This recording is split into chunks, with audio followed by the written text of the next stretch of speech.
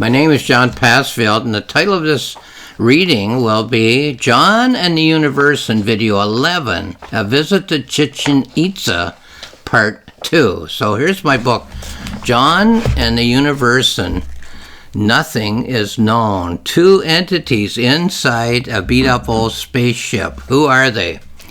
On the way to visit Stonehenge, John wonders whether his English ancestors might have been involved in the building of that mysterious megalith. Suddenly, he finds himself being held prisoner in a spaceship by an alien who tells John that despite government secrecy on his home planet, he's heard rumors that over many centuries his own ancestors have taken part in a series of major building projects here on Earth. Together, John and the alien embark on a tour of ancient sites, including Stonehenge, in search of their common ancestral roots. So on the way to Stonehenge, they stop at Chichen, Itza. As I mentioned in a previous video presentation, it's my contention that whatever the concerns of the particular work of literature, in this case it's going to all these megaliths and hearing the tour guide speak, the universal topic of all serious literature is the operation of myth creation in the human mind. I will read the second part of the visit of John and the Universan to Chichen Itza, and then I will discuss mythical elements in the story of the Earthling and the alien. So we create myths in our minds and live by them, or try to.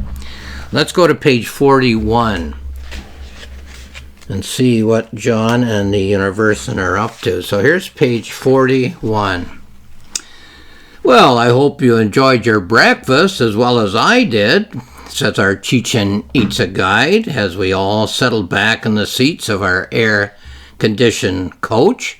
I thank the gentleman for offering me his breakfast. I never eat two breakfasts with the food we get at school.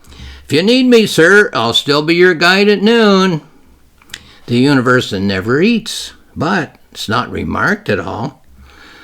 Just a reminder, says our guide, that the excursion today includes quite a number of perks that I am sure you will enjoy. Your tour includes prepaid entrances to the sacred sites of Chichen Itza and the Sama Cenote, a buffet lunch with a magnificent view, and 2 alcoholic drinks with bottled water or soda if you prefer. I see our supply of perks on board, our bottled water, beer, and soda are holding out. Still ahead, ladies and gentlemen, are our panoramic visit to the city of Valladolid and our tour of Chichen Itza with a certified guide. So John is sitting beside the Universan in the tour coach.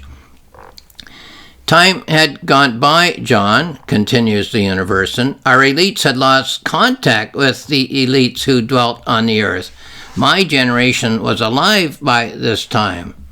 I wonder how hot it gets on the Universan's home planet and whether they have air conditioning, which is quite a recent innovation here. And once again, John, the depletion was growing, thriving, burgeoning, out of control. Our sphere, our orb, our celestial ball was on life support, you could say. A slab with our planet's name was reserved in the morgue. We heard rumors, John, rumors, but the elites kept all under wraps. They told the down-lows nothing, nada, John, of their plans, but rumor as a way of seeking its own level, finding the places where it should go. Deserts, jungles, dark alleys, trees found lying across the path. All equivalents, by the way. Nothing stops a rumor whose time has come, that has grown to maturity, that's finding its legs, that's having its day. The rumors flew all around the planet, like your birds or suborbital planes, and the elites tried to stop them, but found that they could not.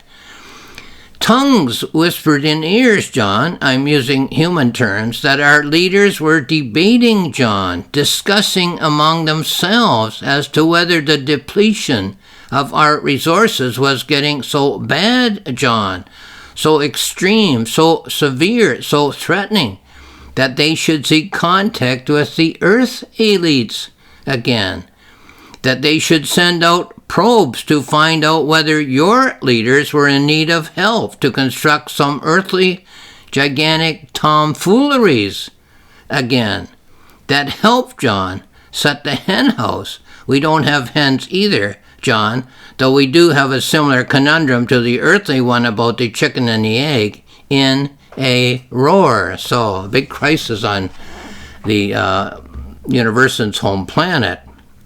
As for highlights, as our Chichen Itza guide, as our air-conditioned coach glides along the Mayan coast, and the Universan and I sit side by side, you're about to explore and marvel at the monuments of Chichen Itza, the most important Mayan city in ancient times.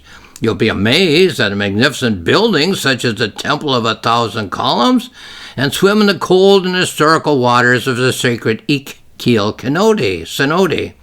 The Mayan temples of Chichen Itza, ladies and gentlemen, are truly one of the architectural wonders of the ancient world. The waters of the cenote are apparently extremely cold. I'll have to warn the Universan not to plunge right in. Can a Universan catch pneumonia through human skin? As you stroll around the grounds, the ambiance of that unique and vanished culture will seep minute by enjoyable minute into your pores. Every tourist can be a man for just a minute or two by just standing amid these ruins and closing one's eyes. So John is exploring two cultures in a way. He's sitting on a tour coach. He's going to the Mayan ruins of Chichen Itza, where he'll explore that culture. We'll see how close he gets to that culture, how much he learns about that culture. And beside him on the tour coach is the alien who looks like a human and who's telling John about his culture, about his life back home on his planet. The planet with no name. He's keeping the name a secret to John. Now, when we meet significant people in our lives, we form myths about them. M-Y-T-H-S, myths. In the play Romeo and Juliet, the character Paris forms a myth about himself and Juliet.